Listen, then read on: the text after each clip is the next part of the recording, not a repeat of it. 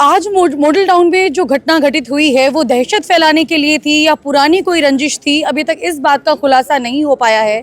लेकिन सुनने में ये खबर आ रही है कि मॉडल टाउन में 14 से 15 व्यक्ति खड़े थे, साथ में कुछ महिलाएं थी, साथ में कुछ बच्चे थे और वो कावड़ भेजने की तैयारी में लगे हुए थे। हरी झंडी दिखाई जानी थी, कावड़ को रवाना किया जाना था।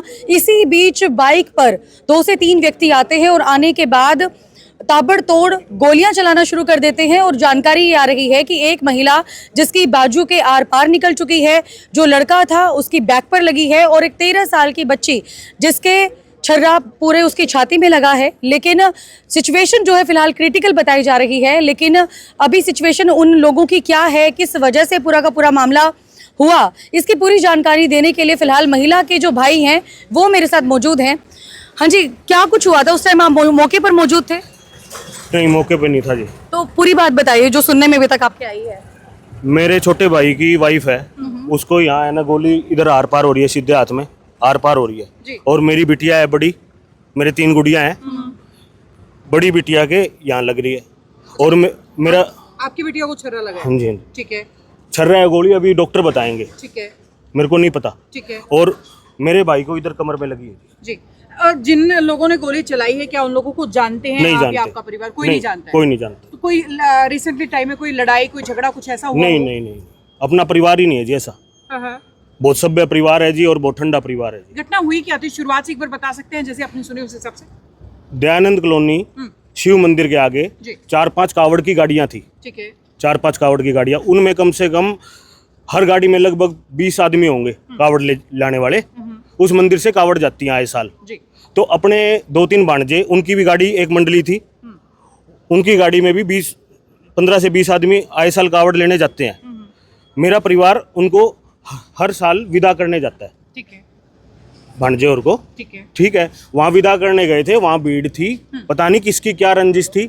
मेरे परिवार को 2 बाइकों पे लड़के आते हैं और पीछे वाले एक बाइक आगे जा रही है, उस पर 3 बैठे हैं, पीछे वाले बाइक पे जो 3 बैठे थे उन्होंने ऐसे पीछे मुड़ के बाइक रोक के ऐसे फायर मारे हैं। ठीक है। पता नहीं वो किसको मार रहे थे, मगर मेरे फायर परिवार मारे को लगे हैं वो।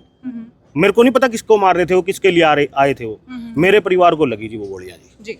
ये बात है जी। फायरिंग कितनी की है, कितने फायर मारे? 3 से 4 फायर हुए हैं। पुलिस वालों ने मेरी बहुत मदद करी है। वो आके है ना, उनको वो जो गोली मारने के बाद खोल नीचे पड़ता है ना, उनको खोल भी मिल चुके हैं। उनको 2 मिले हैं, 3 मिले हैं, उनको पता है। अभी तक मेरे को ये नहीं पता, मगर उनको मेरे पास ये खबर आ चुकी है कि उनको मिल चुके हैं खोल वहाँ से। सीसीटीवी फुटेज वगैरह आप लोगों ने देखी है? अभी हम निकलवाएंगे, वो पुलिस वाले निकलवाने भी जा रहे हैं, पुलिस वाले हेल्प कर रहे हैं जी। कभी ऐसे इस प्रकार की घटना आपके मोहल्ले में या फिर आपके परिवार के साथ कभी कुछ हुई हो? अपना परिवार तो जी सेक्टर 13 हाउस नंबर 1255 26 साल से वहाँ रह रहे हैं जी। अच्छा। ठीक है, मेरे भांजे और इधर रहते हैं जी, न्यू माल टाउन में। आए साल कावड़ लेने जाते हैं जी और वहाँ 4 से 5 गाड़ियाँ थी कावड़ की, अभी भी डीजे बज रहे होंगे जी। और उनमें एक गाड़ी में 20 बंदे, तो 4 से 5 गाड़ियों में कब लगभग 100 आदमी हो जाएंगे जी। और वहाँ मंडी लगती है जी, वैसे मंडी की भीड़ होती है जी, वो कंजेस्टेड एरिया है जी, वहाँ वैसी ही भीड़ रहती है जी। कावड़ के टाइम वो भीड़ 4 गुना ज्यादा हो जाती है जी। अब क्या पता किसकी क्या रंजिश थी, वो किसको क्या मारने आए थे। मेरे परिवार को लगी जी गोली। दहशतगर्दों को पकड़ने की कोशिश की पीछे भाग करके, या उन्हें रोकने की कोशिश की किसी तरह? नहीं जी, मैं वहाँ मौके पे नहीं था। और मेरा परिवार क्या भागेंगे जी, उनको गोलियां लग रही हैं जी। लेडीज थी जी, मेरी बिटिया है जी 13 साल की, मेरे भाई की वाइफ है जी, उसकी 28-29 साल उम्र है जी। क्या काम क्या करते हैं वो? हाउस वाइफ है। अच्छा। साथ ही मौके के पार्षद भी हैं सर। आपके मोहल्ले के अंदर जो है इस तरीके का कांड हुआ है, पहले भी क्या है इसी तरीके से, या पिछले कुछ ही दिनों में इस तरीके की दहशतगर्दी देखी जा रही है? पहले ऐसी कोई घटना में मेरी नॉलेज में नहीं है ऐसी हुई हो। छोटी मोटी घटनाएं होती रहती हैं, ऐसी कोई खास बात नहीं है। और ये शायद पहली बड़ी घटना है। और जैसे भाई ने बताया, ये मेरे परिवार के ही सदस्य हैं। ठीक है। ये नहीं कि वार्ड वासी, तो सारा परिवार ही है हमारा। और ये तो मेरे बिल्कुल नज़दीक अभी है। पुलिस आप लोगों को सपोर्ट कर रही है, पुलिस की कार्रवाई से संतुष्ट? हाँ, मैं बिल्कुल संतुष्ट हूँ पुलिस की कार्रवाई पे। एसएचओ साहब खुद मौके पे आए हैं और एसएचओ साहब ने मतलब पूरी मदद की है। अभी भी वो उन्होंने कहा है कि मैं जा रहा हूँ, वो अपनी जो भी उनकी कार्रवाई होती है वो करने के लिए तुरंत निकल गए। उन्होंने कहा कि आपको भी कुछ पता चलता है तो हमें बताएं। तो हम पूरी तरह से पुलिस की कार्रवाई से। पुलिस ने कोई टाइम भी दिया है कि विदिन 24 घंटे या 48 घंटे हम लोग पकड़ लेंगे उनको? मैम, अभी तो ये नहीं कह सकते, अभी तो जांच चल रही है। और पुलिस अपनी कार्रवाई कर रही है।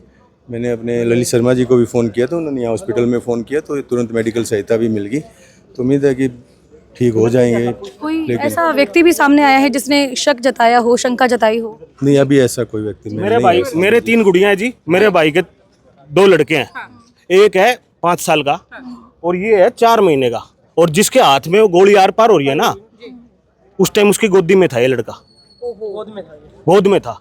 मेरे भाई के 2 लड़के। आपके भाई क्या काम करते हैं? मेरा भाई प्रॉपर्टी का काम करता है। मेरे साथ न्यू माल टाउन में शीश महल वाली गली में दुर्गा प्रॉपर्टीज नाम से अपना ऑफिस है जी। तो कोई ऐसे ये छोटा सा बच्चा उस वक्त उनके गोद में था। गोद में था जी। अगर इनको छोटा सा भी छर्रा लग जाता तो बच्चे की तो जान जा सकती हाँ, थी छोटी सी। आप देख लो जी। और प्रशासन को देखनी है बात। हाँ जी, प्रशासन साथ दे रहा है जी हमारा। प्रॉपर्टी का काम आप करते हो, कितने सालों से कर रहे हो? काफी सालों से कर रहा हूँ जी। काफी सालों से। हाँ जी, कभी मतलब किसी पर शंका भी नहीं है कि कोई इस प्रकार की घटना को अंजाम दे मैं सकता बता रहा हूँ जी। मेरा परिवार बहुत सभ्य परिवार है जी। हम नड़वे से ही यहाँ जी, नड़वे से यहाँ जी।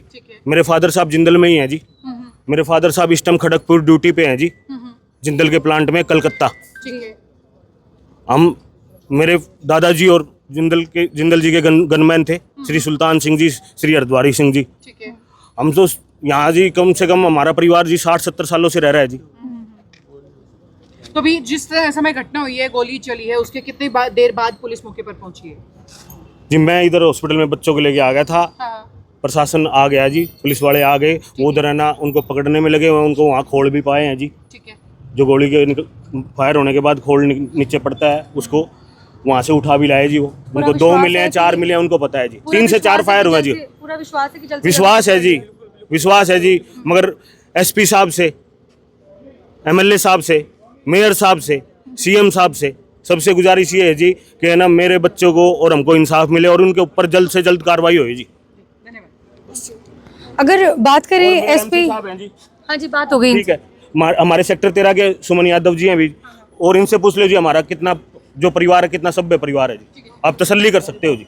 ये एमसी साहब खड़े जी, और ये समाज खड़ा जी। पुलिस प्रशासन ये से क्या हमारे अपील अंकुश करना जी हैं, चाहोगे? ये भी सामाजिक कार्यकर्ता है जी। हमारे युवा मंडल के प्रधान है जी ये भी। बहुत बहुत धन्यवाद।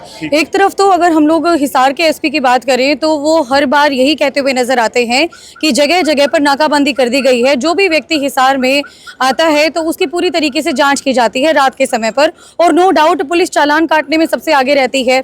पुलिस के द्वारा अगर जो माहौल हिसार का बनाया जाना चाहिए, कहीं ना कहीं वो फेल होती हुई नजर आती है। क्योंकि मैं कह रही हूँ कि हफ्ता गुजरता नहीं कि उससे पहले इस प्रकार की घटनाएं हिसार के अंदर घटित हो जाती है। मतलब देखिए, उस छोटे से बच्चे की क्या गलती थी, उस व्यक्ति की क्या गलती थी, और क्या गलती थी उस महिला की जो आज जिंदगी और मौत के बीच में अपनी लड़ाई लड़ रहे हैं।